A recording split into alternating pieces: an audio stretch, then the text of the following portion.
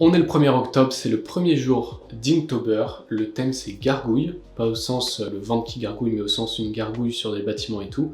Et on est directement parti, sans plus attendre, sur les crayonnés. Comme d'habitude, pour ce genre de thème, la première chose à faire c'est aller regarder des références. Cette fois j'en avais déjà collecté au préalable, parce que j'ai eu le temps de préparer un petit peu Inktober.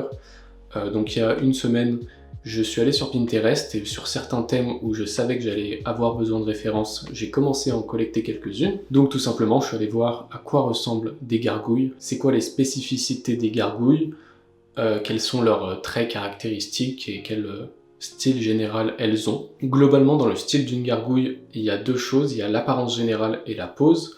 Au niveau de l'apparence générale, c'est un personnage qui a des ailes, qui a une queue, qui a des cornes et des oreilles pointues. C'est un mix entre un animal, un humain et un démon, ce genre de choses. Et la pose en général, les gargouilles elles sont recroquevillées sur elles-mêmes, donc elles sont sur des toits, et elles regardent en général le sol, elles font un petit peu peur, vu qu'elles te regardent de haut. Et donc en général elles sont assises ou accroupies, agenouillées, ce genre de choses. Du coup à partir de ça j'ai commencé les crayonner, j'ai essayé de trouver le style de ma gargouille. Comme je te l'ai dit dans la vidéo d'hier qui annonçait que j'allais faire Inktober, je veux que ce Inktober soit dans un style un peu chibi, mignon, avec des bonnes vibes et qu'on ait de l'affection pour le personnage. Donc j'ai pas envie que ça soit une gargouille qui fasse peur ou une gargouille qui soit vraiment stylé, badass ou quoi. Et c'est pour ça que je suis parti sur des proportions plus simplifiées, plus enfantines.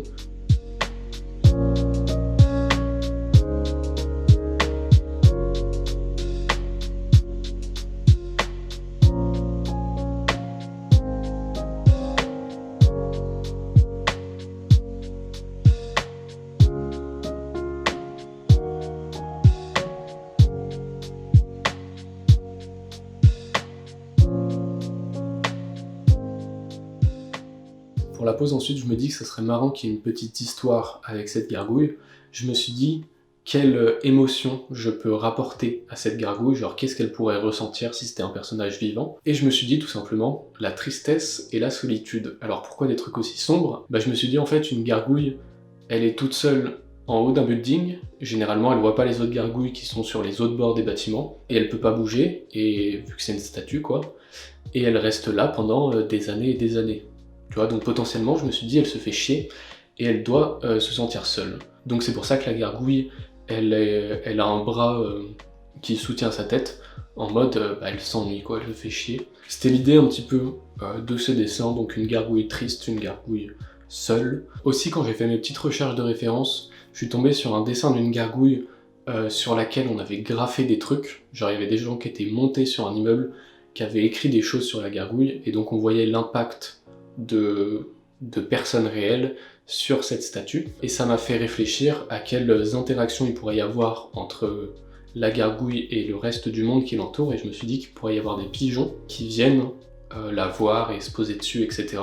C'est pour ça que sur le dessin final, j'ai rajouté un petit pigeon, et puis on verra les conséquences de la présence de ce pigeon sur les couleurs.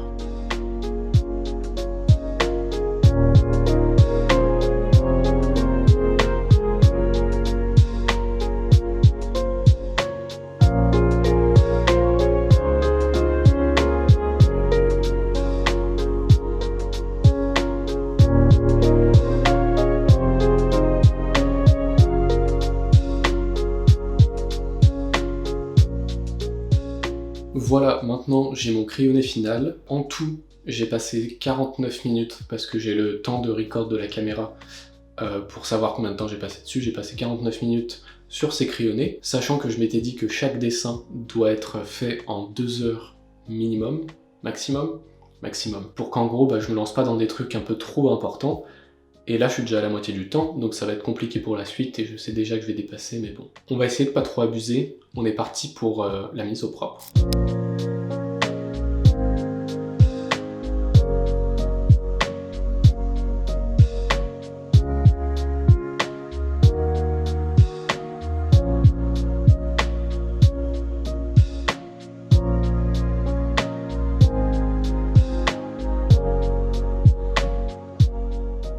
Pour ce qui est de la couleur, c'est vraiment le moment le plus compliqué, parce que c'est à ce moment-là que je vais en général essayer de faire des choses un peu trop compliquées qui vont me prendre beaucoup trop de temps. C'est pour ça que j'essaye de me restreindre au niveau des couleurs. Donc pour ce dessin, j'ai juste du gris pour la gargouille, les couleurs du pigeon qui sont juste, du gris aussi, et du orange pour son bec et ses pattes, le même orange que j'ai réutilisé pour les yeux de la gargouille pour montrer qu'elle est un peu vivante, et j'ai rajouté une petite variation de couleurs sur la gargouille, donc c'est ce dont je te parlais tout à l'heure, en fait tout simplement le pigeon. Je me suis dit que ça pourrait être marrant si on voyait l'impact qu'il avait sur la gargouille, et donc potentiellement si ça fait des années et des années que la gargouille est là, il y a des pigeons qui se posent, qui font leur petit caca sur la gargouille, et du coup au fil du temps ça marque la gargouille aux différents endroits où les oiseaux peuvent se poser le plus facilement. Ça donne un peu de texture et un peu d'intérêt au dessin, et voilà, ça rend stylé. Ensuite, pour les ombres et les lumières, je me limite, en tout cas pour ce dessin, on verra pour les suivants, mais je vais essayer de pas en faire trop, mais je me limite à un seul calque de lumière. Donc j'ai juste les ombres qui sont dessinées avec le trait des contours, donc des ombres vraiment noires et vraiment opaques, et ensuite juste un calque de lumière pour montrer un petit peu les volumes et pour faire ressortir le volume, qu'on se rende bien compte de à quoi ressemble dans un espace 3D ce dessin. Donc c'est une light toute simple qui vient recouvrir en grande partie le personnage sur les endroits très exposés à la lumière, sur les surfaces qui sont un petit peu orientées vers le haut. C'est une nouvelle technique de light que j'expérimente en ce moment, mais voilà, j'ai fait des petits tests, des petits ajustements jusqu'à arriver à un résultat qui me plaît.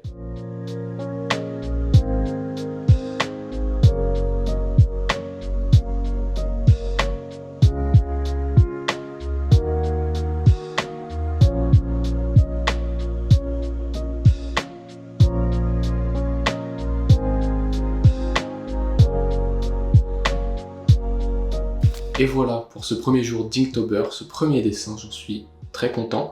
Donc comme je t'avais prévenu, c'est pas un truc extraordinaire qui va t'en mettre plein les yeux, c'est un petit truc sympathique qui m'a pris pas énormément de temps, mais l'important c'est de faire les 31 jours, et c'est là que va vraiment venir le défi. N'hésite pas à me dire ce que t'en as pensé dans les commentaires, mettre un petit pouce bleu, t'abonner, partager, tu connais la chanson, et puis on se dit à demain pour le jour 2 d'Inktober.